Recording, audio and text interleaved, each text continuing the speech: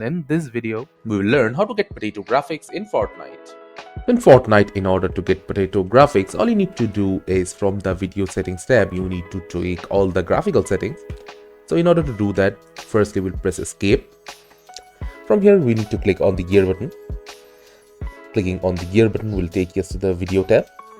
From here, as you can see, these are my current settings. And if I want to change my game to potato graphics, all I need to do is tweak all the settings from here. So firstly, all I need to do is change the rendering mode to performance. And for the sake of this test, we'll just set our FPS to unlimited. After that, we need to head down. Make sure that motion blur is on because it will interfere with our viewing of the game. After that, we need to scroll down. From here, make sure that our DLSS is set to performance.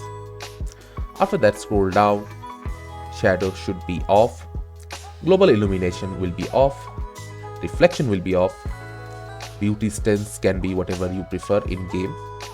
But far is generally good for viewing enemies afar.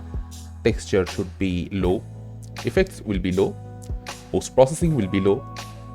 And these are the settings you need to change. After that, just click on apply.